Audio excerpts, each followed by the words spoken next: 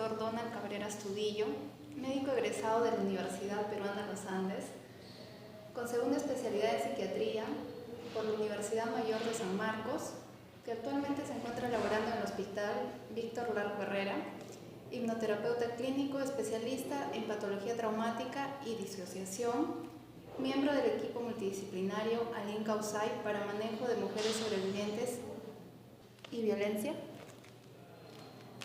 Bueno, acudo por encargo del grupo de psicología de baño del grupo de la Universidad Peruana Los Andes, del curso de psicofarmacología a cargo del psicólogo Osmar Jesús Zapaico Vargas.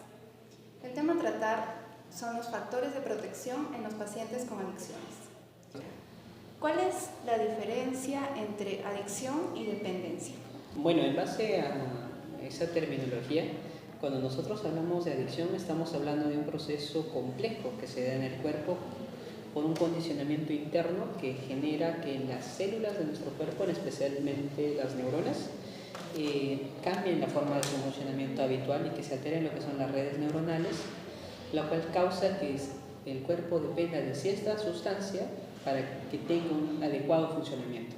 Cuando nosotros nos basamos netamente en lo que es la definición de adicción, la adicción incluye lo que es la dependencia, pero como una dependencia innecesaria o una especie de dependencia incontrolable, que es según la definición de la RAE, ¿sí? Pero cuando nosotros lo hablamos desde un punto de vista en salud mental, la adicción es un proceso mucho más complejo que sí llega a incluir lo que vienen a ser las adicciones o las dependencias.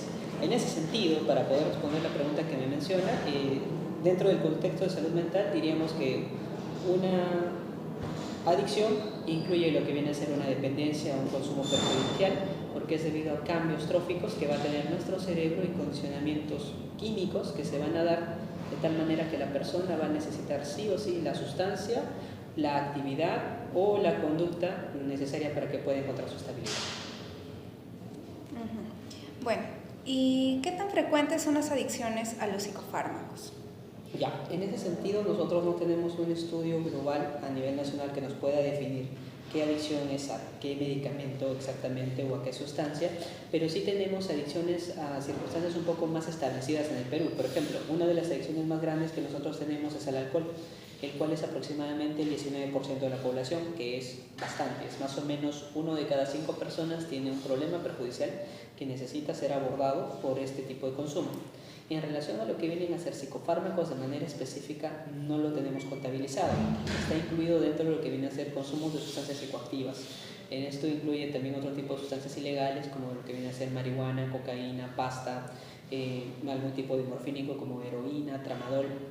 En ese sentido, bordea más o menos entre el 10 al 12% de la población, pero como lo menciono, no se tiene un dato preciso de que diga, está la adicción a tal medicamento o a tal sustancia de manera diferenciada en el país.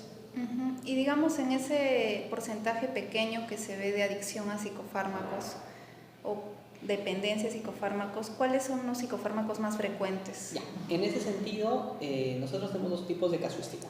Los medicamentos más usados de manera cotidiana en lo que viene a ser el quehacer médico general o lo que es el abordaje en primer nivel de atención, que es en las postas médicas en los centros de salud, y lo que es el manejo intrahospitalario y el manejo especializado en el centro de salud mental.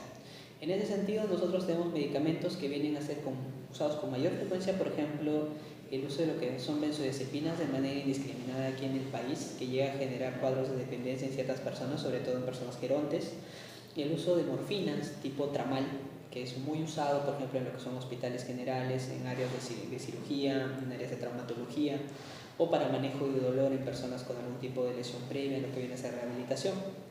Y por otro lado, en los hospitales especializados, como por ejemplo aquí en el Hospital Arco Herrera, que tenemos gran incidencia del uso de benzodiazepinas de manera descontrolada incluso a veces, y otros medicamentos que en nuestro caso, por ejemplo, viene a ser el meperideno, que nosotros lo usamos más que todo para mediar o paliar efectos secundarios de algunos antipsicóticos, que sí tiene bastante riesgo de ser un cuadro adictivo. Ya. ¿Y nos podría explicar neurológicamente cómo es que una persona llega a crear adicción a un psicofármaco? Ya, eso es de una manera bien simple. Es un mecanismo complejo generalmente, pero la dinámica es bien simple. Nosotros tenemos dentro de nuestro cerebro, en el sistema límbico, algo conocido como el anillo del placer. ¿Qué es esto? Es un mecanismo que nos condiciona a nosotros de manera rutinaria a que cualquier actividad que para nosotros sea placentera va a generar una liberación de dopamina y va a excitar ciertas regiones de la corteza prefrontal que va a causar que para nosotros esto sea agradable, nos genere bastante disfrute y haga que el cuerpo se induzca a buscar este tipo de actividades de manera repetitiva. Así como, por ejemplo, si encontramos algo que no es agradable, que no nos da disfrute, hace que baje el condicionamiento a buscar este tipo de actividades, algo que nosotros llamamos displacer. En ese sentido, las sustancias psicoactivas, ya sean de tipo adictivas o cierto tipo de comportamientos, van a generar este tipo de acción en este mecanismo. Por ende, cada vez que uno consume esa sustancia, la persona va a sentir goce, va a sentir ese placer y va a buscar hacerlo de una manera mucho más frecuente. ¿Cuál es el problema? Que este mecanismo funciona en base a neuroreceptores. En este sentido, neuroreceptores derivados de lo que viene a ser la dopamina. En ese sentido, si yo tengo estas sustancias en gran medida, por así decirlo, en mi cerebro, que tenía, digamos, un neuroreceptor, va a tener varios receptores ahora para esto.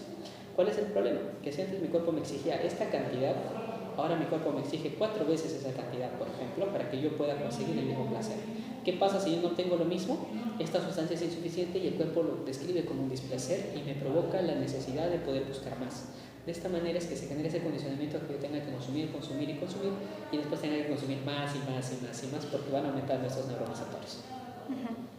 ¿Y cómo se puede controlar o evitar que un psicofármaco nos cause dependencia? Bueno, médicamente, digamos. Básicamente en ese sentido se basa en el uso protocolizado ya de guías establecidas por el país, por ejemplo en Perú, guías que están desarrolladas por el MINSA. Actualmente tenemos para 2 patologías en concreto que se han actualizado, que viene a ser la guía de manejo de esquizofrenia, la guía de manejo de depresión, que han sido ya aprobadas a nivel nacional, en las cuales te dan pautas de uso de ciertos medicamentos. Por ejemplo, yo tengo que saber si yo voy a tratar una depresión, por ejemplo, con fármacos, que los primeros días que yo use cualquier tipo de antidepresivo voy a tener un efecto de generación de ansiedad en la persona por el mismo efecto del psicofármaco. Por ende, dentro de este espacio de tiempo, que generalmente es entre 3 a 5 días, yo debo coberturarlo con algún ansiolítico. En ansiolíticos, generalmente nosotros tenemos ansiolíticos benzodiazepínicos, o sea, las benzodiazepinas, y no benzodiazepínicos, que tienen otro tipo de acción, como pregabalina, gabapentina, entre otros. En ese sentido, se supone que yo debo usar esa medicación solo por 3 a 5 días y debo hacer una reevaluación. Con la reevaluación yo debo suspender el ansiolítico porque ese efecto ya no está en mi paciente, a la par de acompañarlo con el inicio de psicoterapia. Ese es en el ambiente ideal. ¿Cuál es el problema? Que yo tengo una sobrepoblación de pacientes, una demanda muy incrementada y esa cita que debería ser en 5 días o en 7 días se pasa 1 mes a 2 meses y ese medicamento se continúa muchas veces para el paciente porque le da alivio. ¿Qué otra forma de control tenemos nosotros? Lo que viene a ser la psicoeducación. O sea, si yo le explico a mi paciente qué cambios va a tener ese medicamento en él, el paciente va a estar más tranquilo, va a saber qué efectos va a tener y por cuánto tiempo tomarlo. ¿Cuál es el problema de esto? Que demanda tiempo. En un sistema de salud, por ejemplo, con el MINSA, para una consulta psiquiátrica de un paciente que su atención es nueva o es ingresante al servicio, me puede brindar entre 30 a 45 minutos. Pero, por ejemplo, si la consulta es en el salud, la atención de un paciente nuevo no excede los 15 minutos. Por ende, no me va a dar tiempo para dar este tipo de abordaje y va a ser difícil. En un centro de primera atención también muchas veces es difícil porque el médico o el profesional que esté abordando va a priorizar probablemente otro tipo de actividades por el limitado tiempo que tiene. Y eso sí dificulta ese tipo de medidas, pero las más usuales son usar protocolos estandarizados porque tienen evidencia para que nosotros podamos evitar este tipo de problemas y el uso importante de lo que es psicoeducación al usar cualquier fármaco. Hace un momento mencionó que el grupo etario, digamos, con más que presenta frecuentemente más dependencia es los gerontes, ¿verdad? ¿Ese es el grupo que presenta más dependencia? Bien, o sea, no más dependencia, sino más facilidad a hacer algún tipo de adicción. O sea, ¿por qué? Porque cuando uno hace cambios tróficos en el cerebro hay neurodeterioro, pero este neurodeterioro está condicionado al tipo de actividad que realiza la persona. ¿Sí? ¿Cuál es el problema? Que si yo tengo una persona que tiene 50 años y tiene un cuadro de ansiedad y yo le empiezo a dar benzodiazepinas, las benzodiazepinas van a actuar a nivel de un receptor que se llama GABA y van a suplir la función de este neuroreceptor y de las sustancias que normalmente actúan ahí. ¿Qué va a pasar con el cerebro? El cerebro va a empezar a envejecer por el mismo proceso que nosotros tenemos desde los 45 y se hace marcado a partir de los 60. Al envejecer y esa, por así decirlo, esa sustancia no se produce ya, el cerebro dice entonces no es necesario, ya no lo produzco. por ende el cuerpo necesita esa sustancia para seguir funcionando. Pero ¿qué pasa? Que esta sustancia es aportada por las benzodiazepinas. Si una benzodiazepina es un geronte, por ende, el geronte va a necesitar probablemente las benzodiazepinas por mucho tiempo porque el cuerpo ya no lo va a producir. Pero si me preguntas cuál es el grupo etario que tiende a ser más cuadros de adicciones, vienen a ser los adolescentes. Nosotros valoramos los cuadros de adicción de dos maneras. El presente cuadro de adicción que uno pueda tener por el ambiente sociocultural donde es criado y los antecedentes traumáticos para el desarrollo de patrones adictivos, según lo que son los estudios ACE desarrollados por el Dr. Felitti desde 1998. En ese sentido, a mayor exposición de violencia, generalmente las personas tienen mayor probabilidad de generar un cuadro adictivo como efecto comórbido a esto. En ese sentido, hay una escala que valora la exposición a la violencia de 0 a 10, que viene a ser la escala de antecedentes traumáticos en la infancia, la escala ACE. En ese sentido, con un acorte por encima de 6 eventos traumáticos, hay una incidencia de hasta 20 veces más de probabilidad de hacer un cuadro de dependencia a algún tipo de sustancia. Entre ellas, las más frecuentes, aparte de los psicofármacos, vienen a ser lo que es alcohol y drogas de uso cotidiano, como lo que es marihuana, cocaína. Y en psicofármacos, los más prevalentes en ese sentido vienen a ser las benzodiazepinas. El hecho de que los padres se automediquen puede generar que los hijos también creen ese tipo de dependencia. Ya, en ese sentido viene por un cuadro maladaptativo. ¿Por qué? Si yo tengo que mi padre tiene a hacer tal conducta porque se siente mal, el hijo por efecto de imitación al ser pequeño y aprende que es ese tipo de forma con la cual se desarrolla ese tipo de actividad y por ende si por un condicionamiento puede terminar haciendo lo mismo. Aparte que eso va a depender probablemente si mi padre se automedica también pueda tener otro tipo de costumbres, otro tipo de conductas y yo empiece a usar psicofármacos o algún tipo de sustancia para poder paliar el estrés que pueda tener en casa. Y al ver que mi papá lo resuelve de esa forma, yo tampoco voy a pedir consejo, voy a pedir ayuda para eso y simplemente lo voy a hacer.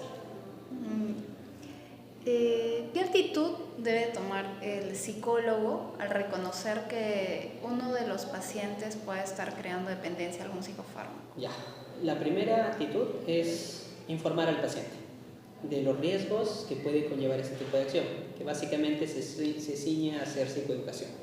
En ese sentido, yo debo poder informar al paciente los riesgos de las conductas que él está asumiendo con la medicación, si es que no ha sido controlada por su médico o no está asistiendo a sus controles, para que yo, de la misma manera como comunico al paciente los riesgos e inconvenientes que esto puede causarle a la larga, pueda comunicar al médico tratante que es el responsable o derivarlo a la unidad que pueda manejarlo. Por ejemplo, si estoy atendiéndolo en un primer nivel de atención y descubro que el paciente está abusando de los medicamentos, primero comunicar al médico tratante de ese lugar para hacer la derivación pertinente tal vez a un centro de salud mental comunitario donde pueda haber una atención integral, ya sea por psiquiatría, psicología, de manera integral para poder abordar la adicción incipiente que está teniendo o derivarlo a un centro de mayor complejidad, tal vez un poco más amplio como un hospital general o una institución especializada como por ejemplo este hospital, para poder aliviar y encontrar en qué grado, en qué parte de este proceso adictivo ya se encuentra la persona para poder disminuir lo que vienen a ser los malestares, dolencias y el gasto que se ocasiona este tratamiento, que es largo. Sí. Ya, finalmente, el tema a tratar son los factores de protección en los pacientes con adicciones. ¿Qué recomendaciones les daría a los estudiantes de psicología, digamos, que están hablando sobre este tema? En ese sentido, el primer eje que nosotros tenemos en cualquier manejo de pacientes, ya sea con adicciones o con algún tipo de problemática a nivel de lo que es salud mental, es establecer un soporte social. Si mi paciente cuenta con un soporte social adecuado, o sea, una familia comprensiva, un grupo de amigos bueno, ¿sí? Alguien con quien compartir las cosas que me ocurren, un confidente, o que yo me sienta que pertenezco a un grupo donde yo estoy integrado ahí, no estoy por obligación. Si yo logro conseguir esto en mi paciente, sin mentirle, se tiene más del 70% del trabajo hecho. Si yo no consigo establecer un soporte bueno para mi paciente, un soporte social adecuado, la verdad el trabajo empleándose el mecanismo que se emplee es sumamente difícil. Actualmente para manejo de adicciones nosotros tenemos dos tipos de psicoterapia base. Uno de ellos es la terapia cognitivo-conductual, en este tipo centrado, modificada para adicciones. Uno de los buenos programas para esto es el programa GROW, que es un programa que usa el Estado generalmente para mujeres víctimas de adicciones. Y por otro lado está la terapia dialéctica conductual, que es un trabajo estandarizado, multidisciplinario, donde entran muchos profesionales, entre ellos todos terapeutas DBT, que pueden abordar de una manera adecuada lo que son adicciones. ¿Cuál es el problema que tenemos? Que muchas de las adicciones que nosotros tenemos en nuestros pacientes vienen a ser de muy difícil manejo, como somos un país en vías de desarrollo, una de las acciones más comunes que tenemos vienen a ser inhalantes, por ejemplo el uso de Terocal en niños. Como es una patología, una enfermedad muy prevalente en países pobres, no hay mucha investigación, por ende la mayor cantidad de abordajes que tenemos no están basados para este tipo de pacientes. Por otro lado, la sociopatía o los pacientes con cuadros de psicopatía también no son candidatos adecuados para manejo ambulatorio o incluso manejo psicoterapéutico, son de difícil manejo. Lo ideal es detectar de una manera adecuada este tipo de cuadros, la mejor manera de prevenirlo es detectarlo a tiempo y por otro lado establecer un buen soporte en lo que viene a ser la casa para que el paciente esté tranquilo y se pueda evitar que eso se complique. Bueno, eso sería todo. Muchas gracias, doctor Cabrera. De nada, hasta luego.